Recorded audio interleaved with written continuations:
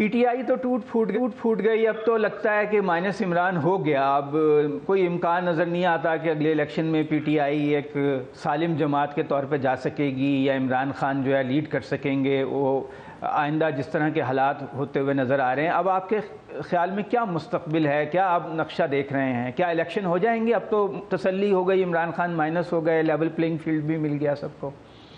देखिए, अभी तक भी इलेक्शन के बारे में कोई बात हतमी तौर पे नहीं कही जा सकती। उसकी वजह यह है कि इमरान खान जब तक हैं और वो अहल भी हैं और आज़ाद भी हैं, तो अगर इलेक्शन जैसे ही अनाउंस होते हैं तो फिर एक डिफरेंट इमरान खान और डिफरेंट पीटीआई होगी।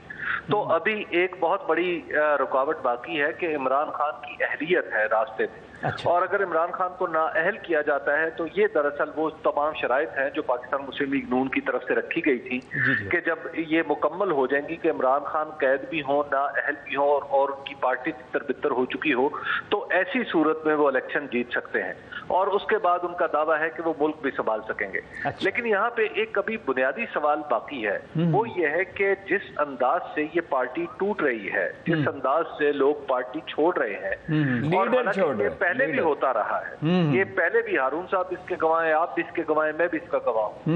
हम सब ने देखा है कि ये पार्टियां टूटती रही हैं, लेकिन क्या कभी इतने ब्लैटेंट अंदाज में भी पार्टियां टूटी हैं कि यकायक एक शख्स जो है वो अदालत से रिहा होता है, फिर पकड़ा जाता है, फिर रिहा होता है, फिर पकड़ा जाता है, आखिरकार तब आकर नेशनल प्रेस क्लब इस्लामाबाद में उससे वो पहुंचता है और उसके बाद एक मखसूस ऐलान करता है कि मैं बगैर किसी दबाव के पाकिस्तान तहरीक इंसाफ छोड़ रहा हूँ और इमरान खान से लाताल्लुकी का इजहार करता है और फिर वो चला जाता है। किसी का ज़मीर कभी भी जाग सकता है, ज़मीर जागने के ऊपर है ना कि कभी भी।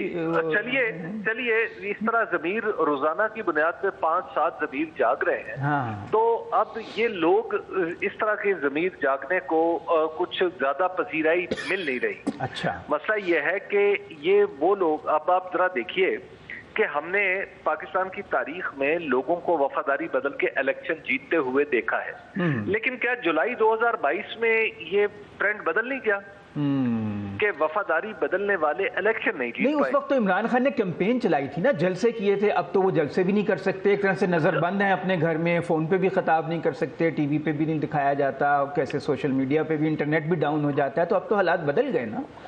लेकिन उसके बाद जो वोट की पर्ची है उसका क्या किया जाएगा? क्या लो टर्नआउट क्या एक चीज है?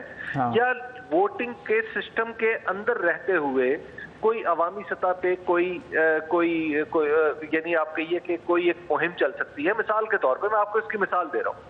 पाकिस्तान में एक दफा पाकिस्तान जमात इस्लामी ने एक मुहिम चलाई थी जिसमें कहा था कि वोट मांगकर शर्मिंदा ना हो।